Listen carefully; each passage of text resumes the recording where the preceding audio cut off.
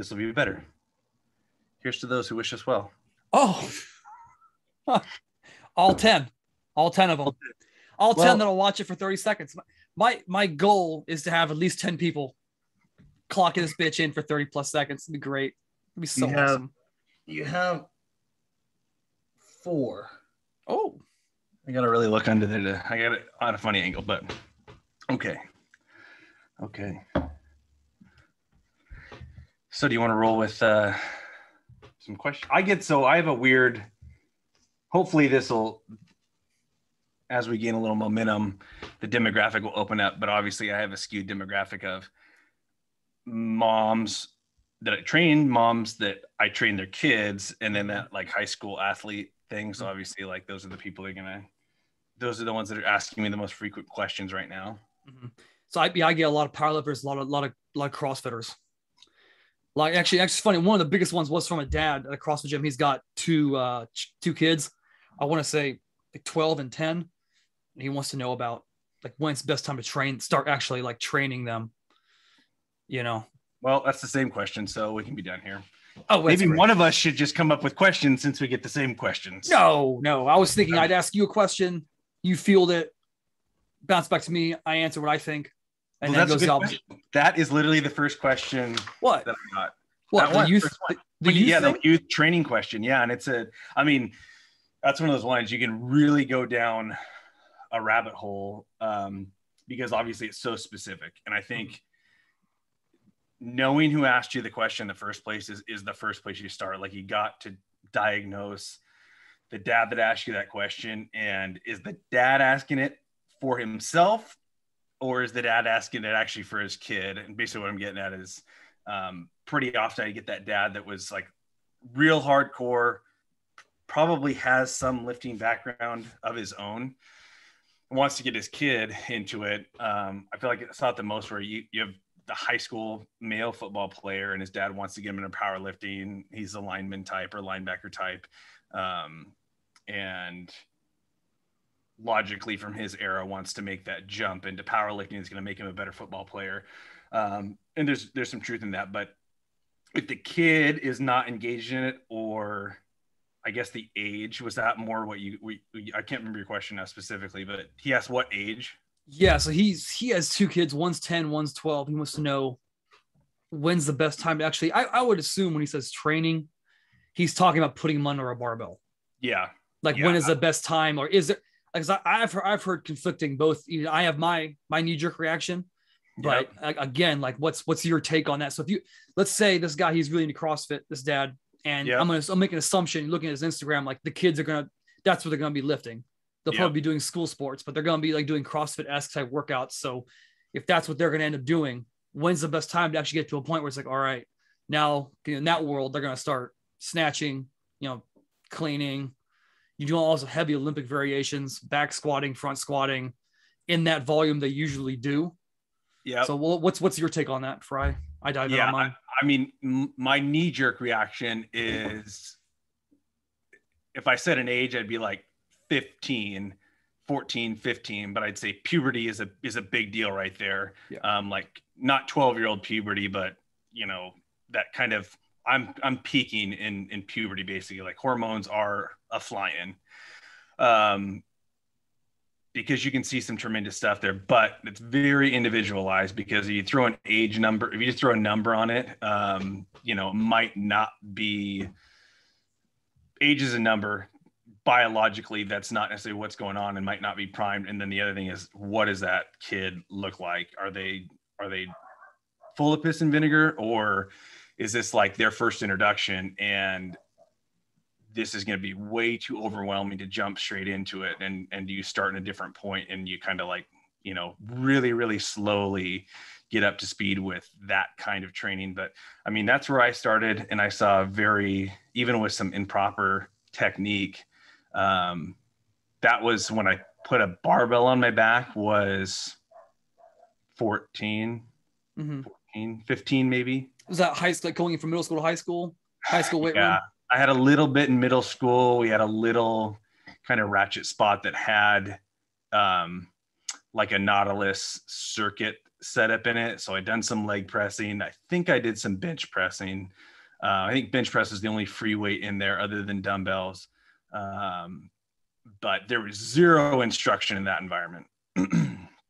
So I think that's the biggest thing. If they're getting instruction, it could probably potentially be a little earlier if they're, they're ready for it. I mean, but that's kind of the knee jerk answer, but everything,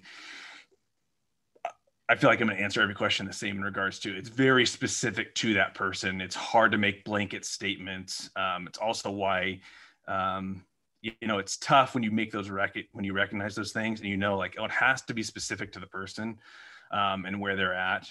But at the end of the day, but you can make some generalizations, and I don't think it's any different necessarily for a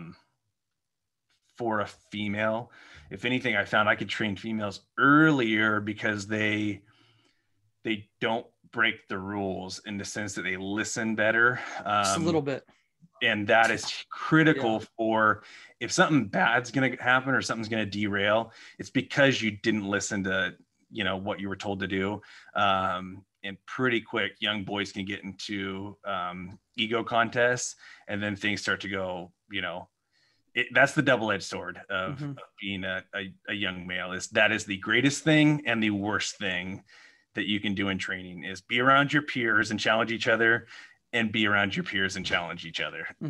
The best and the worst things happen there, but that could probably be said for that age class anyhow. Yeah, that the age is a number and it's really biological. I almost go to the area of it's a maturity thing. And I think you can, this kind of goes off on a different tangent, but you can be in a gym for 20 years or you can be in a gym for 2 years. And the person who's been in the gym for 2 years could be more training mature than the guy's been in for 20 years. It's just, they just know how to use their body. They know positioning. They know innately, they know how to strain and I quote from Louis Simmons, be good at failing. Like they know how to like stop, like, oh, it's over. It's done. It's a done position. It's over. Yes. My big thing, you said like 14, 15, like meh. Yeah. What I've seen 13, 14, meh. Typically girls are a little redder than boys because, they hit a little sooner. But typically what I'm working with them, it's a lot of strongmen type implement full body motion. Yes. So like a sled pull, like really pushing the box jump. Like, can you, how high can you jump? Can we add some weight to you? How high can you jump? Bamboo bar work. Like a lot of that just foundational base work. And then when they do go to like a high school weight room, like you said, like I know, like we both experienced, you go there and like, it's just not the greatest environment. It's the greatest, but not the greatest environment.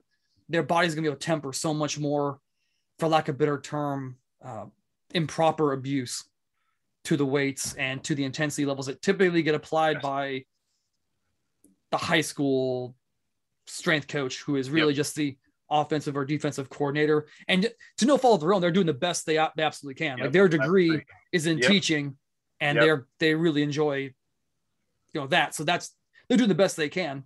It'd be like one of us going in being like, all right, cool, we are going to be a head football coach. Like, well, we're both fans of football. We've watched the game. We can coach it. How great's it going to be? I don't really know. I don't know. Well, I can tell you the highlight reel would be cool for the big hits.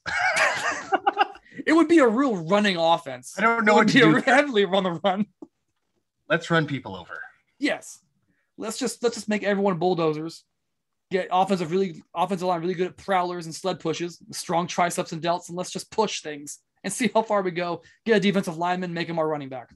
Let's go. Let's go. No, I like where you went with that, especially that, I've trained multiple 8-year-olds, and the circumstances, one was a job where I didn't have a choice. That's what I was given, like a young group of kids, like this is the program you follow.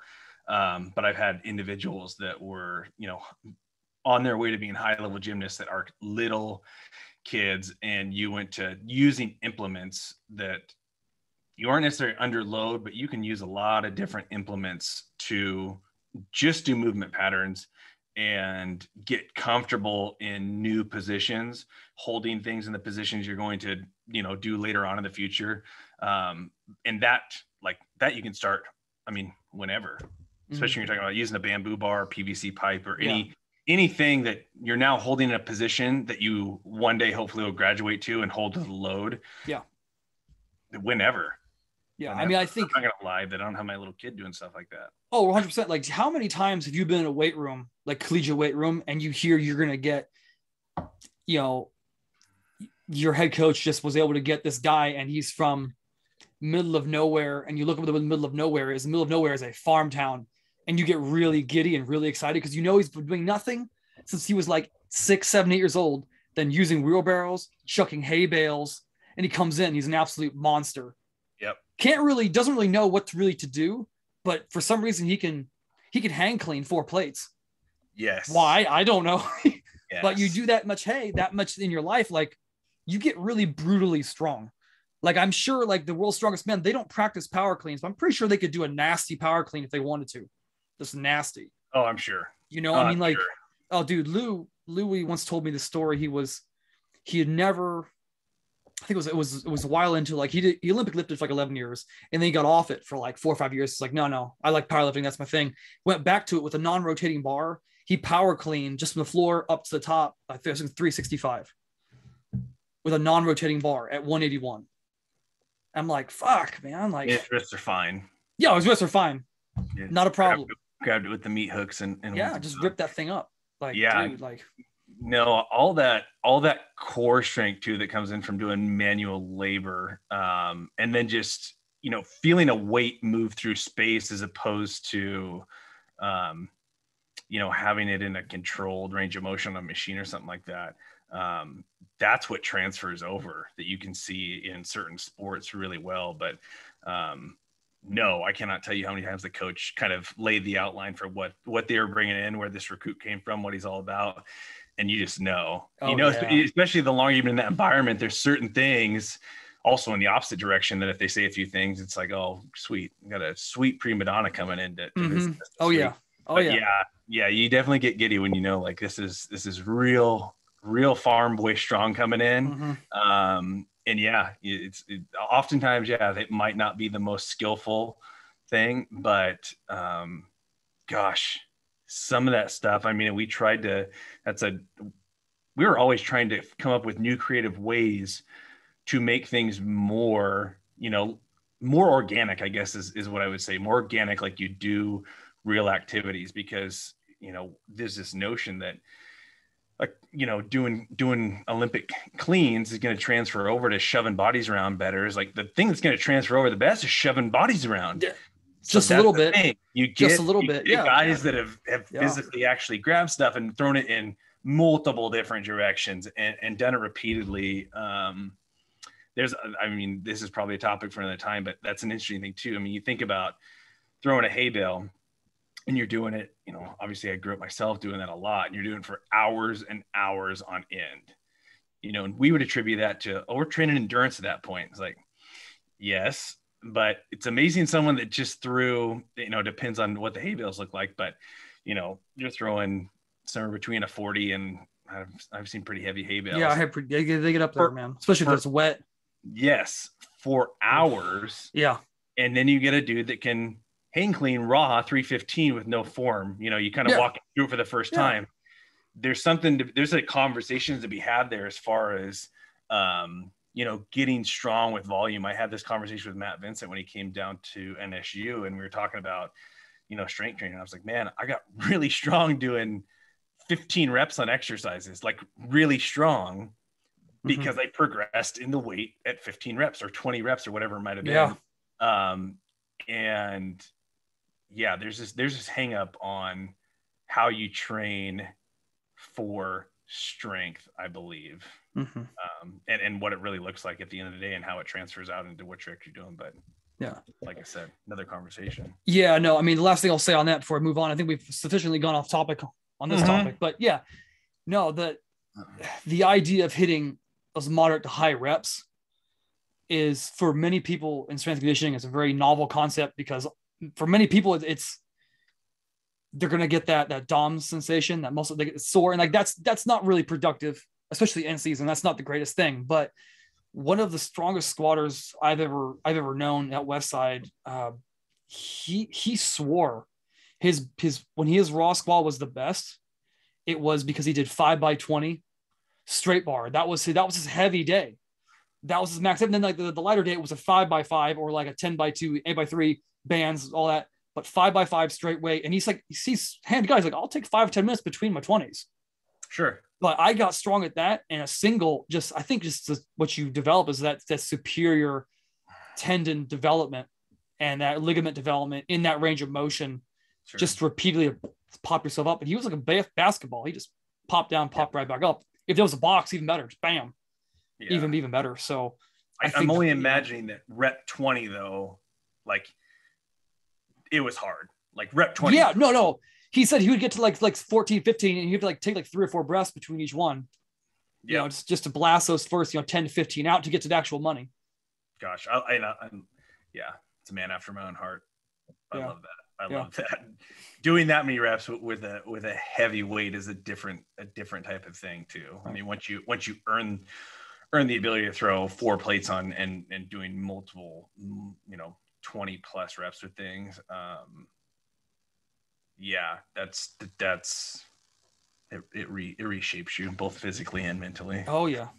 So just quick recap what we're saying then. Mm-hmm. A 10-year-old, 12-year-old probably thinking about looking at 13 to 15 age, but then again, it depends on how just training mature they are and biologically head along they are. But we both agree that it would be a really good thing to really start them with general like implement type training. Yeah, definitely. I'm definitely the same thing. And it depends what they're kind of shooting for later down the road on their sport for sure. Mm-hmm. That would kind of aid in that. So I think that the other answer to the question too is if you have the ability to get someone that has a little bit more education, get their hands on them as soon as you're thinking about doing that. If they're good, they'll give you honest feedback. I told people immediately, it's like, hey, I've told people straight up, like, this is not their thing. Like, they do not want to be here. They do not want to do this in any way, shape, or form. I was like, I'm even making up games in the back that are, obviously conditioning drills just to see if I can get them to enjoy some portion of this and then start to build some training rapport with them. If it's just not happening, it's not happening. And they should be able to provide that feedback, because I do see that happening when parents are asking for something. There's a reason, and sometimes the parents hit the mark and sometimes parents are off. So I think it's important about knowing your child, knowing what they're, if they're asking for it or if the parent's asking for it as well. But yeah, you can start pretty young, and you can start doing a lot of stuff really young, because it's really just moving correctly at the end of the day, so. Okay. Well, do you have another question? Because that was kind of both of ours, but I guess I kind of hijacked that one. Yeah. I think the only caveat I had to that was, the goal too in that situation, have them find value in it. So that the kid has to know that what they're doing is going to be a benefit to them. It doesn't necessarily have to be for the sport. It could be the mental side of it. It could, they enjoy doing this and it's a good outlet, but I think that has to be stated as well. Mm-hmm. I got some nutrition questions, but I'm going to go down the next training question. All right.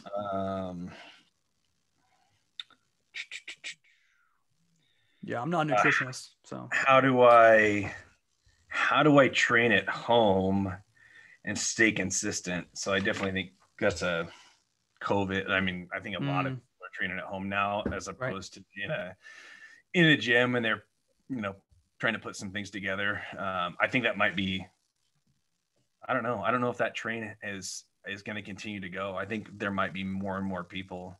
If I'm going by how easy it is to find equipment, and the price gouging of equipment. Oh, massive. We are still on the home gym train as far as people wanting to train at home. And I don't know.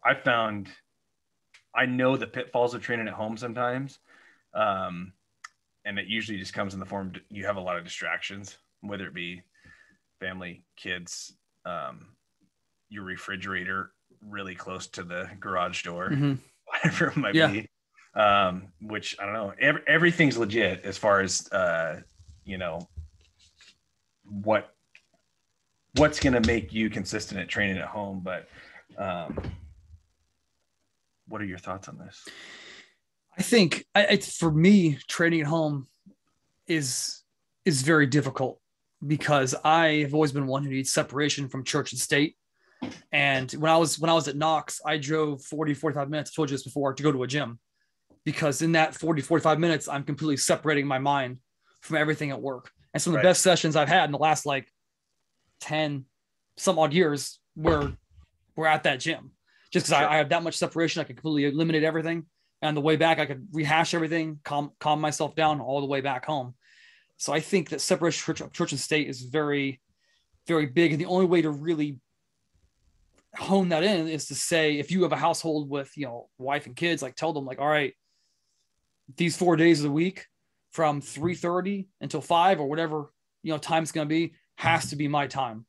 After that, I'll come in, I'll take the kids, you go do what you want to do, have your time, but I have to have my time. And if you're not in that situation where you're dealing with kids or a wife, I think it's very much you have to have set goals for at least 2 months, at least 8 weeks.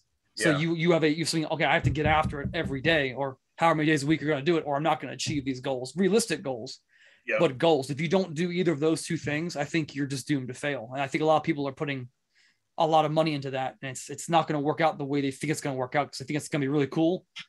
And then it comes to crunch time, it doesn't happen. And I mean, here in Ohio, there are a lot of people about an hour south of Columbus. It's like middle of nowhere. It's like Amish country.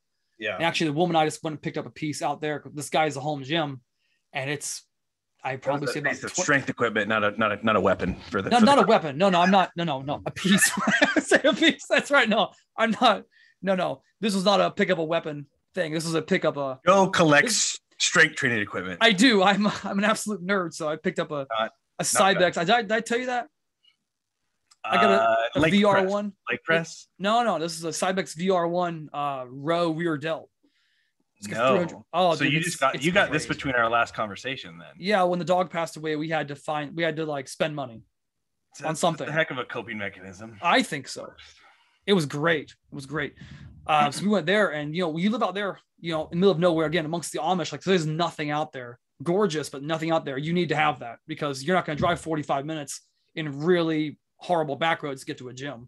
Right. I think outside of that, I think you're really best off murking it out and just actually get into a gym, so you can have that. And some people do. They need that.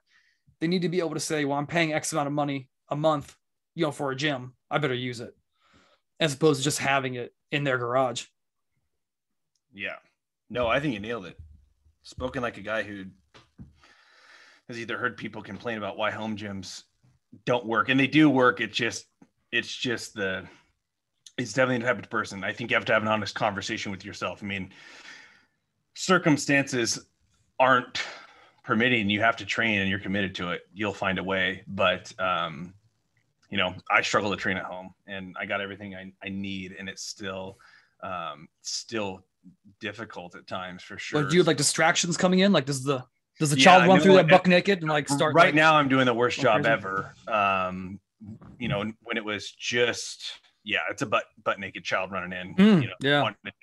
Wanting to jump. I've had to transform half the gym into rock climbing wall and her stuff too, so she can do work alongside with me. So that was a solution. So okay.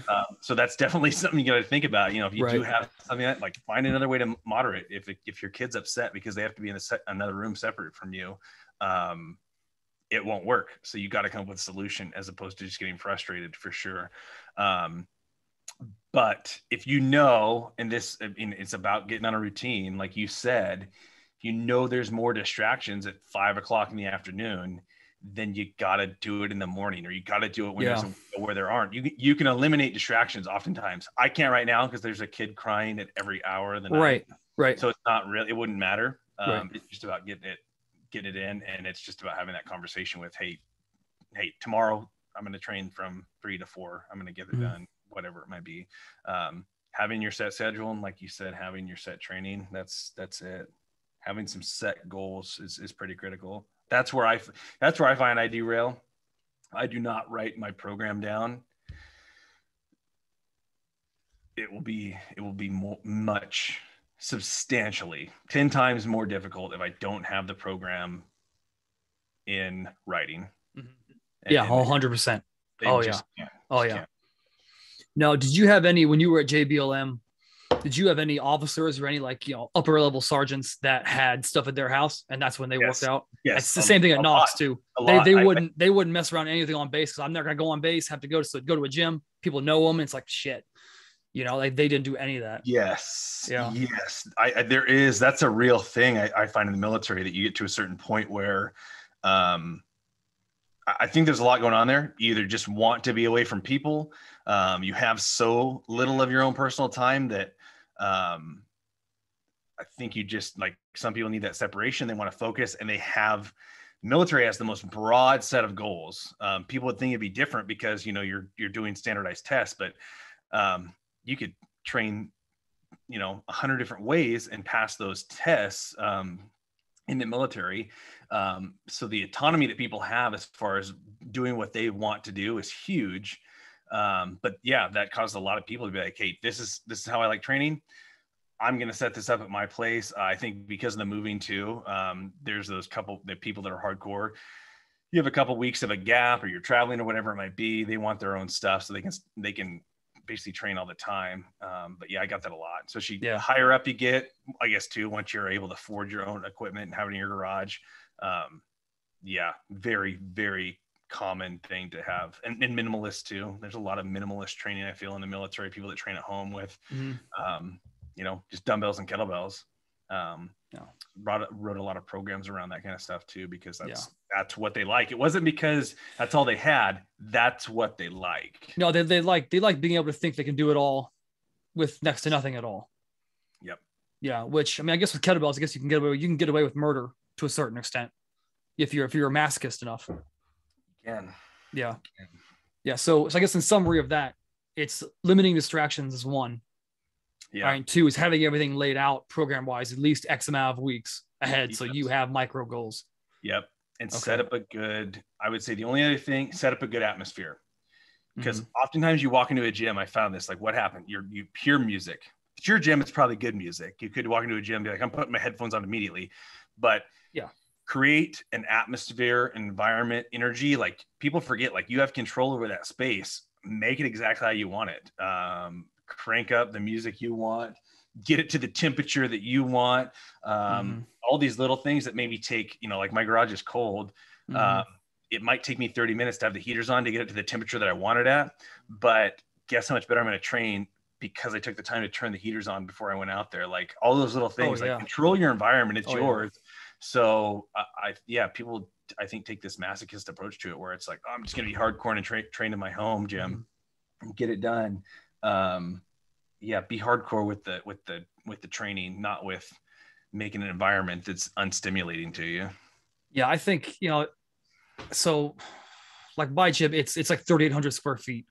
So a really tall ceiling. So heating, it's kind of a pain. Yeah. But if I really had my way, my gym would be 87 degrees all year. Yeah. It'd be, I want to walk in there. I want to be like the Jay Cutler Las Vegas scenario where he gets out of his car, walks in the gym, he's warmed up, he starts training because it's just hot. He's just ready to go. I mean, why would you waste all that extra time, like, fucking about? Yeah. Yeah. The viewers are saying just only do German volume training. Oh, absolutely. 10 by 10. There's nothing wrong with that at all. That was my reset. It worked for Germany for many years. Yeah. It didn't, not in the end, but for a while. That is my go-to if I've taken a little time off, or I have some go-tos as far as, like, I don't have a plan today. Like, I go to visit a friend, whatever it might be. While a 10 by 10 correct German volume training, we can go down this rabbit hole at a different time. Like, because I would love to touch on these types of training programs and how people are messing them up. Because I cannot tell you how many people brought in programs to me and say, this is what I'm doing. And then I proceed to watch them really screw up the rest times. And like, that program is based around rest times. If you don't do the rest times right, you're not doing the program, you're doing your own thing, which is cool if you like it, but you're not doing the program. So I would love to touch on how people screw up, like how to un-F your German volume training. Right. I've seen a lot of people F up German volume training, and it's much better done appropriately. Oh, yeah. No, especially with the isolation movements. That's really fun. That's just when it gets really interesting for me. Yeah. I love it. All right. Okay. So this is one I got this like 3 weeks ago, and it's a really good one. I answered it, but I would like to hear your take on it. Okay. What's the best lift? And I guess this could be like an auxiliary or compound movement. The best lift no one's doing for lower body, pull, and push. So three movements. So lower, pull, and push. What's the best one that no one's doing? Okay. Well, yeah. Okay. That's pretty good because I like a good push pull legs split. So yeah. So the best one that no one's doing for push pull and legs. Mm-hmm. Okay, I'm gonna have to think about. Okay, we'll go legs first. That is your specialty. I want to. Yeah. You've got a great set of legs on you. In a very non-sharp way. Like you've got a great set of legs on you, man. In a non-sharp way. Everyone gets that reference point. Probably not. Probably not. So it's going to be a single leg thing. I got a ton of leg development solely around like lunging type of movements. Mm-hmm. But I'm tempted. The only reason I'm stalling it, I'm tempted to turn my computer and actually demo this. But actually, I could pretty sure I could send you to a good link that'll probably have it. If you don't follow Pat Davison, watch how he instructs a dumbbell split squat. Bulgarian or just you can do both a rear foot elevated version of this because the front leg and the stance doesn't change whether you elevate the back leg or you just go in a split stance. It doesn't change. The biggest thing is slightly more narrow stance. The knee's going to come over the toe a lot more. Past or over the toe? Past. Okay. All right. I would almost say you're striving to almost get that knee as far over your toe as it's going to go while still keeping your foot on the ground. Okay. Now the load is probably the trick here as far as a dumbbell in each hand. You're going to have one hanging down by your leg that's out front. And then you're almost going to, these are my hips. Yep. As I'm going down, my pelvis is going to twist a little bit because my hand where I have the hole. So think leg out front, rear foot up, the leg, the rear foot hand. So the hand that is holding the dumbbell with the rear foot up, that one is actually going to come toward the foot that's on the ground. So instead of letting the dumbbell go straight to the floor, my pelvis is kind of turning toward that toe as I'm going down. And I'm also in a slightly more narrowed stance. Rib cage is pulled down tight. My pelvis is pulled underneath me because this is a big thing that people want to do, especially once that rear foot goes up. Their low back just starts going. Wants to arch. Yep. So I'm trying to pull that out as much as I can, lock that in, and then it's just from there. It's just straight up and down. So that knee's going to come out a lot. Notice that doing that, I don't need as much weight at all because it's so much more challenging when you start tweaking just those fine details of things. But that would be my lower body thing. And you could probably say a lunge in general. I do not see people doing walking dumbbell lunges. No, because they're hard. They're hard. You can't load a leg press up with that. No. That's it. And as soon as you finish one leg, if you're trying, you're like, shit, I'm out of breath and I got to do the other leg. Like they're shitty. If you're doing them to the extent that you need to, they're shitty. So it's going to be a single leg lunge variation, but I like that one right now. And I've noticed not just some benefit to, gains with that, but feeling better. Knees feel better. Back feels better. And I don't need the same amount of load to get the same amount of stimulus. So that'd be my low body one. Upper pull. I'm biased. I want to give you a shout out for this one because that low cable row that you happen to show me. So cable down low, chest on an incline bench, and I'm just keeping arm. Oh, okay. Like chest supported single arm cable row. Yes, but doing it once again, this is almost like the first exercise. I could just say chest supported single arm cable row. It is how you were showing me how to do that. That was different to engage that lower lat. Yeah, really aiming down, keeping everything pulled tight. That is a different movement. Yeah, 100%. That's the thing. Like if you would have told me like I got my new program from Joe, it says single arm keel rows, that is not what I would have done. And that's no, you would have retracted it and pulled that thing back. 100%. Absolutely. You got great upper back. That's why.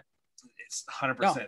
I would have done it wrong. Yeah. And I like that one. If it wasn't that one, I would say single arm dumbbell row, but not staggered stance. So feet parallel. Oh, you're a parallel foot rower. Not often, but right now that's you don't like the twist. You don't like the twist. You like shut that hip off.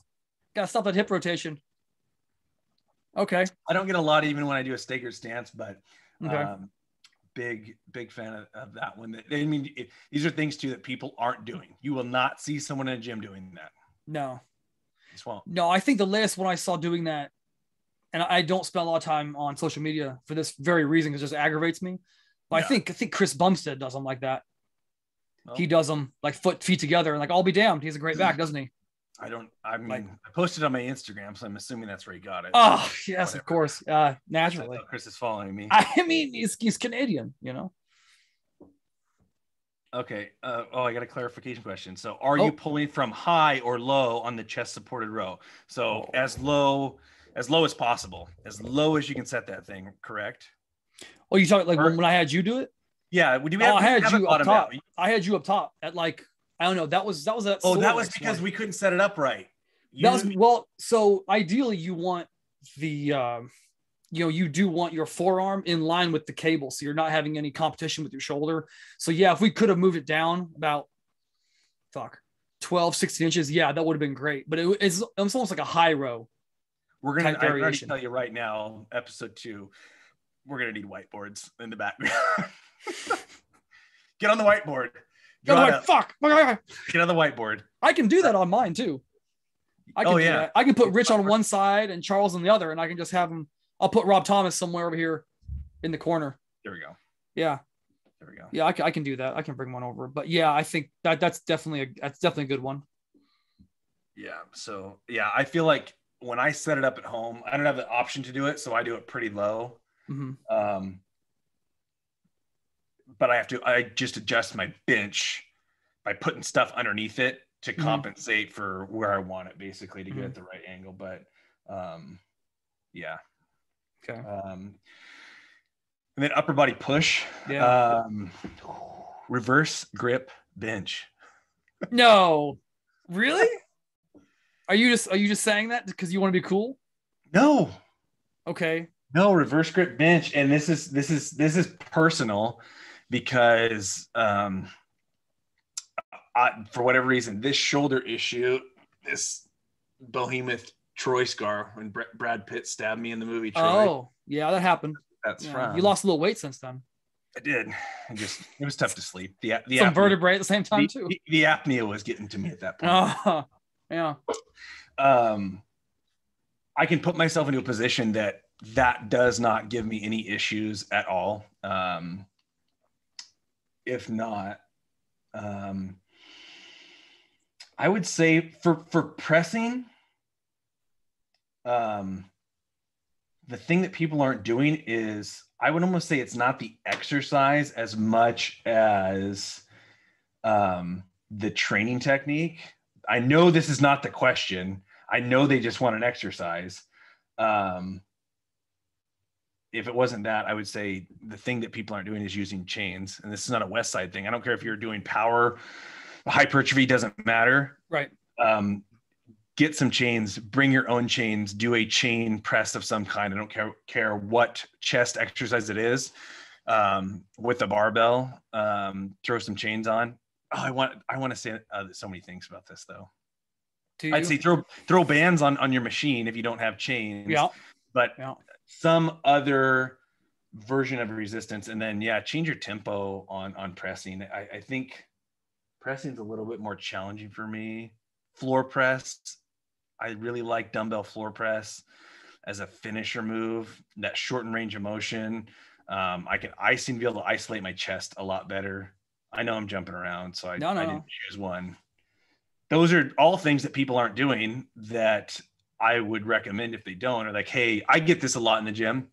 hey, I'm doing chest today. What should I finish? I need one more exercise. Just tell me something. I get that.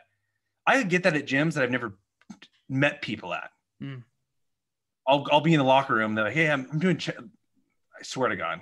Yeah. I'm in the locker room, just some like taking a piss, and some random guy, hey, I'm doing chest. You were doing chest too. Like what exercise should I finish with? This is weird, man. How about I meet you out there and I'll give you an exercise, but I'll give someone floor press or reverse grip bench. You have to do reverse grip bench correct, I think. Otherwise it can be really uncomfortable for people, but if you put them in the right position, I like reverse grip bench right now, and people aren't doing that. I like adding bands to machines that I've used a lot just to, and then maybe do partials and things like that. I feel like chest, because it's a little bit, there's less variety. Even going from a machine, I seem to get similar stimulation with movements. Yeah. So I don't know why I feel different about like pressing movements than I do about pulling legs. There's a lot more variety, I think. But the thing, I gotta say this too. I gotta say that people go into the gym on a push day. We'll call it a push day, and they will do dumbbell bench press. They'll do dumbbell barbell bench, and then they'll do a seated straight chest, like hammer strength press. Those are all three the same movement. It's like exact same. It's the exact the first same thing stimulus. I need to do is choose other angles. Nice. Oh yeah, you got Charles Glass the shit out of that. That's the other thing. But like I said, that's a whole nother conversation too. In like how to maybe that could be a series, how to unscrew up that thing. But movements that people aren't doing. I just give you one right now that I like more than anything else. Dumbbell floor press. Yeah, if you can get someone to hand to you, it's fucking great. Someone hand to you. I'll put a bench over my waist. If the people need a trick for that, put a bench over your weight, lay under the bench, have the dumbbells up in front of you. Right. So you trust fall back. Go back. You can trust fall back. Yeah. Here's what I would say. If the dumbbells, that's a difficult thing to do sometimes too. That's a you got to get comfortable doing that. Just a little bit. Choose a lightweight and do something with a lot of volume. Do like 8 sets of 8 30-second rests. Do 6 sets of 6 with a 15-second rest.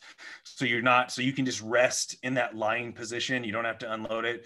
You're only down there for a minute and a half or so. So you only have to get in that position one time. And you can finish with some serious pump, and you don't have to do all that fiddling around with getting in position. But for people that are comfortable, it's not terribly hard to get in that position if you have the dumbbells up in front of you, right? Or just get a partner to hand to you. Like, I've never seen a bad interaction in a gym when someone's like, "Hey, can you hand these to me?" No, not yet. I've never. That's I really want people to ask those questions, is like gym etiquette questions. But I have never seen anyone in a gym ask for a spot or hand me this or whatever and be like, "Screw you, man. I'm not helping you." I've never seen that in any gym. Never seen that. Even a person that I knew was visibly irritated because it disrupted their rest time to hand someone. Even they didn't say anything. I could moderately tell, like, I'll hand these to you on your first set, but I'm going back to my thing and you'll have to figure it out the rest of the way. But I've never seen anyone be angry. That's an interesting thing. But I don't know. People that are usually at the gym are somewhat of a better quality person. Yeah. Oh yeah. Yeah. I've watched people just blatantly not hand dumbbells to people because they're in competition with them. They just don't. They don't care. They just don't care. Like, you have some specialized experience in some very, very specific gyms. So I'm sure that you've seen some things that very few have seen. I've seen some few people have trained in. Very extreme environment. West Side is a very extreme environment. So from just a quick summary on what you're saying. So a lunge variation is a big one. And then pulling you like that chest supported, almost like a single arm high row. Yes. Okay. And then reverse grip bench, like even like a dumbbell floor press. Yes. Okay. Yes. So I'm kind of jealous you said lunge, because my big thing is a dual dumbbell Bulgarian split squat. And if they're really good at it, I have them do dead stop. You didn't answer the same as me. I don't know who you are. I don't know. I don't know. But like you give someone 80-pound dumbbells and they go down to the very bottom, even if they disengage the upper back, relax it. Like you have to disengage there, re-engage, break inertia, pause, then drive. That's going to mess someone's life up real quick. But I'll tell you, like that for sumo pulling, that boosts the sumo pull like you wouldn't believe. It's unreal. It's unreal. So that'd be my real big one. And then see the push, I would probably definitely say a bamboo bar strict press where I'm sitting on the floor, my legs are straight out, maybe in a V, but just straight out, and just bamboo bar from my chin all the way to overhead. That cuts the weight down really quick. It's a very humbling experience. Yep. And then pulling, there's one of two things I could say. One would be a properly executed RDL, which I guess you could qualify that as a full body, lower body, but I'm in that pulling motion. I'm trying to keep the lats engaged the entire time. So that to me is really big. Why more people don't push that, especially in Olympic lifting and CrossFit and athletics, I don't know. And then other thing is not a surprise, for anyone who knows me, but it's a pullover variation. Whether you're talking about like original knotless or a hammer or a cable straight arm or a dumbbell, there aren't enough people that understand how to attack the lat. And we're doing a lot of rowing, a lot of pull down variations, but that sagittal plane where you're dealing with 180 degrees of motion is never attacked ever. So really one of the first things I do with people who I see who they want to get better in gymnastics. So they're typically like CrossFit athletes. So it's like top regional competitors. And I work with some games people. They'll come in. The first thing I do, I put them on you ever seen those prime, like a prime bar where you can like lick it. So I put them on that. I give them like the sexy handles, or I just give them D handles, whatever. I have them do some pull downs. I just want to see where they're going to supinate, where they're going to pronate. Are they hitting more than their rhomboid? Are they hitting more than their teres major and minor? Are they going down to the actual lat? They're probably not. Maybe a little bit because you have that freedom. Take them off that. I'll put them on a pullover to some machine and tell them I need you to activate your lat, and I make sure I touch it like that. They go through it 9 times out of 10 they can't because they don't understand that humorous external rotation. And like if I'm here and I come up to about eye level, that's as far as I go. If I keep going up, my elbow will start coming out. It starts going into teres major. Like you have to keep that thing down, and as far as I can go, that's the range of motion of the lat right there, almost to 45 degrees. So I really make sure they can activate their lat. I say if you can't do that, you gotta find that, because that's gonna help you lock in your bench. It's gonna help keep the bar tight on deadlifting, your Olympic variations, your back squat. A lot of people, they just don't know how to activate it.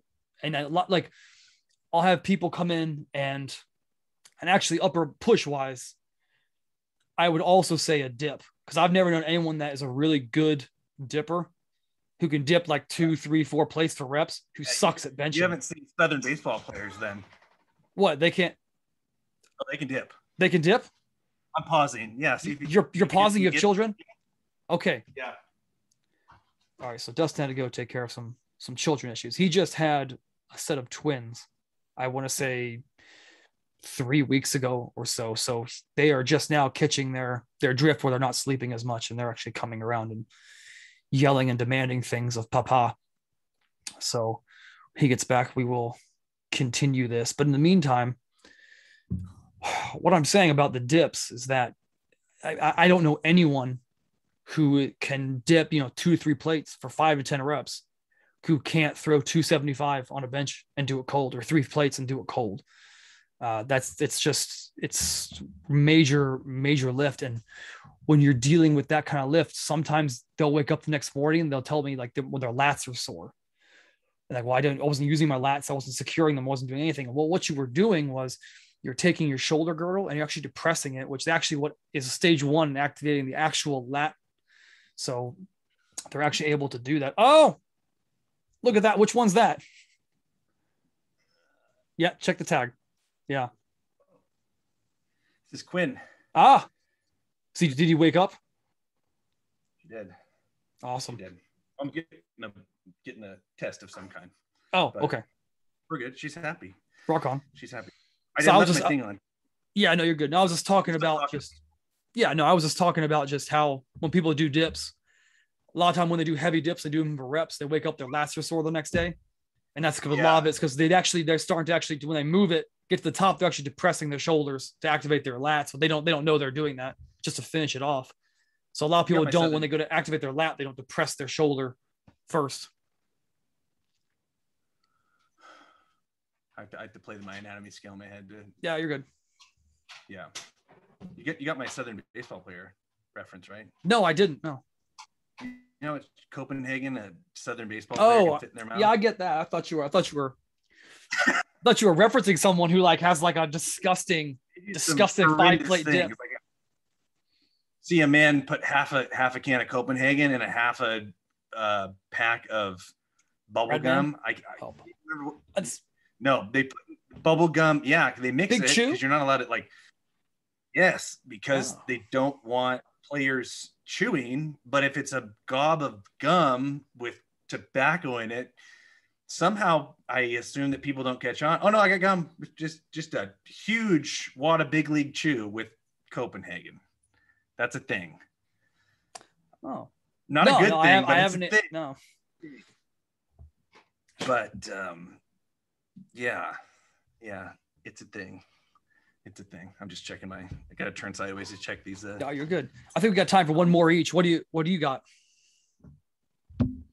Yeah. At any point in time, there could be a severe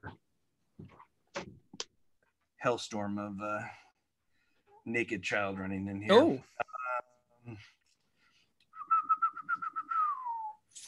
Ooh, I feel like these could be long-winded questions. Oh.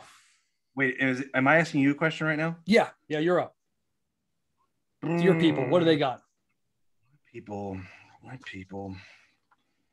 We kind of touched on a few of these, like inadvertently. Mm-hmm. But a big one I get is females are asking what rep range should they be working in? The question's really asked wrong. They want to know what rep range is going to help shape their body the best. I'm using the language that I get. Tone? They're going to tone? They're toning. Toning's not a thing. It doesn't exist. Yeah, shape. And so the question's not wrong. I mean, it's all bodybuilding. When you're trying to change the way your body looks, right. We could all say we're competitive shapers. I'd be fine being called a competitive shaper. Yeah. Oh, no, we're mad. No, not competitive shaper. No. Somehow terminology is what people are utilizing to decide whether it's what they want to do. It's like, you can call it shaping, you can call it bodybuilding, you can call it whatever you want, but the reality is, and obviously I know part of this, but I think the real thing is I tend in the beginning to have females that are untrusting because I say we're going to lift in a lower rep range. Mm-hmm. And that it doesn't even mean we're pushing really heavy weight. We're just doing low volume. And there's this association, I think, with low volume and putting on a bunch of muscle mass. And I mean, the person to pinch, you can put on muscle mass in any one of these ranges. I don't want to answer the question for you, but yeah, as far as, I mean, that's kind of the general idea. The question is rep range and for females and shaping. What rep range do I need to do to shape, Coach Lasko? To shape. So do you buy into the whole idea of like the type of muscle you have dictates what you're going to gravitate towards? Yes, on some level. I think it's hard. I have my own thing that I get to that point with someone, but I'd say I don't really figure that out. Depends on the person, how frequently they train, but it takes a while to figure that out. Even when you do some of the tests early on, as far as determining what rep range and how they do in there.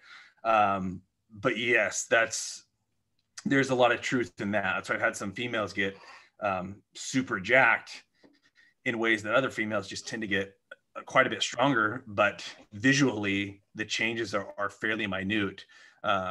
So I think that's the thing too. You can make these unbelievable strength gains, but visually you look, you didn't make these huge, we put it on a scale, you had 100% increase in strength. You might've only had like a 10%, 15% increase in like your body shape and how different it visibly looks. If that makes sense. I've seen that happen. So yeah, I think the biggest thing with females is that they do associate that lower volume with, being chunky or being fat, because that's what they go to. It's what a lot of us go to too. You think of like low rep ranges, you think of like fat powerlifters, but then again, those fat powerlifters, they're in a different weight class. They're also, powerlifters that are in like the 160, 165s, 181s, and they're shredded. So I think that you have to get strong across all rep ranges. So if you get strong at your 3 to 5 reps, whatever that's going to be, well, then when you go to actually do your, lighter weight, whatever they would consider what they want to do, 15 to 20, that's going to drive their 15 to 20, allow them to do more weight on the 15 to 20, which is going to burn more calories, which is going to, if they're recovering correctly, help them build more muscle. So I think that just for females, when they're just playing in that a higher rep range, the majority of them, like 90% of them, need to take at least 2 weeks out of every 6 weeks, and they need to play with those rep ranges and those 2 to 6 reps for sets, and just really build that baseline strength so they can actually push the weights on the higher end of the spectrum. That's what I'd say to that, because toning is not a thing. It doesn't exist. It's a made up word. Right. If there's one thing that I hope to succeed with anyone who listens, is eliminating terminology that really is toxic in people making progress, because people get stuck in terminology as opposed to just the legit facts about what's going on. I mean, call it what you want, it's going to have a specific effect.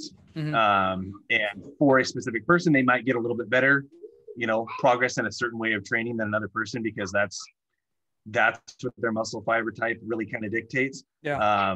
But I've also found, having that conversation, that a lot of people are balanced. It's really fun, in my opinion, to get the people that are uniquely at the end of the spectrums, because you can do some pretty cool stuff and they respond really well to it. And I've seen some cool stuff that I kind of wouldn't have imagined would happen, especially people that can train super, super high volume and how strong they can get. Like I said, doing reps of 20. Yeah. But yeah, no, I think that's the point that I was trying to get across too, or typically try to get across, is exactly that. Okay. All right. So last question we have time for. So this one I get probably at least once, if not twice a month. And it's always words something like this: If I'm bench only, do I need to train legs? Gosh, I'm glad. Do that. Yeah, answer that one. I actually have a saved response. I just copy and paste and send to him. Yeah, answer that one. Okay, yeah, good. Yeah. No, there is no beating around the bush that you're going to miss progress, probably in 2 folds. I'll put it this way: by not training legs and being a bench specialist. One, the stability and the strength that you gain from having contact with the ground and having some leg strength is there's truth in that. The other thing I think that probably has been stated a lot is just the simple fact that just from the hormone standpoint, if I'm an upper body specialist, what am I doing on the other days? If you're doing nothing, doing something's always going to be better, and optimizing some more strength in another area that's going to carry over into direct correlation or indirect correlation with just being able to recover better, create a better hormone profile. And, while the progress might not exactly correlate with being a better bench presser, it's indirectly going to affect it over the long term, most certainly. And then the other thing is, the answer is never do nothing. So I guess it depends on the person. If you're doing other stuff, better hope that it's not affecting your recovery in that area. But there's only so many things you can do. So I would say you need to be doing, there's no question you need to be doing lower body, even if you specialize in one thing, because it's all connected. You know, the machine is one machine. You're not a bench machine, you're a human body. And you gotta do the whole thing. You gotta do the whole thing. You'll be, and if you really want to be a good bencher, if there's even a 1% gain that can be had from having a little bit stronger lower body, and you're serious, you have to go after that 1%. I think that can be said for everything. Like, you want to be the best, you're not leaving anything on the table. There is something to be left on the table. It might be minute, but you know, the champion's not leaving anything on the table. Yeah. So you absolutely, if you want to be an average bench presser, you don't have to, or you could be a great bench presser and not train legs, but you don't want to be the best, or you don't want to be the best that you're capable of being, because you're leaving something on the table. Yeah. So yeah, that's it. Yeah. I mean, with your background, what would you say about like the hormone release you're going to leave on the table from not training legs?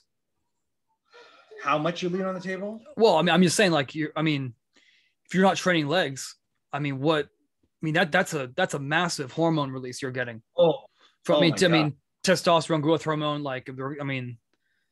Yeah.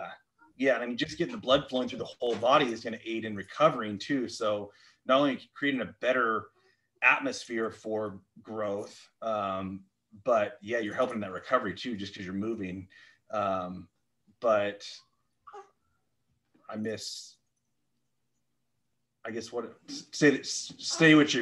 say that again. What my opinion on what I think is being. So wouldn't you say that, not training legs, like you're the spike in testosterone, which is going to help you in a numerous amount of ways, and growth hormone from recovering from that workout is not going to be as profound, because if you're not training legs, but that's the biggest release of hormones you're going to get. Exactly, you're missing it. Yeah, you're missing it. You're missing the window huge. So yeah, from those two avenues, and I'd say that probably is the biggest one. I don't know. I feel like it's something worth looking up. When we break down the bench press, you're talking about having that leg drive and that stability in there. Mm-hmm. I mean, if you put someone on a Bosu ball and have them press off of it, and you start to create this instability, I mean, that'd be the same as having really weak legs that don't help you create that stability. So there's probably more left on the table in that realm than I could even speak to, because I don't know if anyone's ever looked at, what would I lose on my bench press? I mean, you could do that. I mean, just do it. Do the test. Pick your legs up off the ground, bench with your feet up off the ground, like you catch people in gyms doing. And because they think they're training their core, I'm not sure what people are actually doing. They pick their feet up and cross them, but you're weaker. I don't know how much weaker in a percent context, but you're weaker. So if you think about it, you're potentially leaving a little bit less than whatever that percentage is on the table by not training legs. So there. No, I definitely think so. I think too, I think we've all been under the bench bar, and you're straining hard, and it's taking a minute for that thing to go up, and you feel your heart contract several times. The amount of the contractions you're going to get at that level from training, having some sort of hard leg session, is going to be so much more profound than if you're just doing that training the bench press. So, I mean, you're under the bench bar and you're going, you feel that your heart's conditioned for that, and then some. So I think that's a big factor. I think a lot of people, there's a difference between just being like a bench only person and a bench specialist. When I think bench only, I think of people who just go to a gym 2 or 3 days a week and just do upper body and just max on bench every week. When I think of a bench specialist as someone who takes into account everything you're saying, where it's all those little things here and there. Maybe they're not directly squatting, but they're doing, leg motions, they're doing statics to help them with that stability, to help them with that drive. So I think that's you still need to train legs. It needs to be a little more tailored to what you're doing specifically. But I think just leaving them out and never doing, a legitimate lower body type of day to tailor to that is a huge mistake. And that's going to end with an injury somewhere, because you're not going to be able to translate the energy from the floor through the knees, through the hips, into the shoulder girdle, into the bar. It's not going to happen. So Yep. definitely.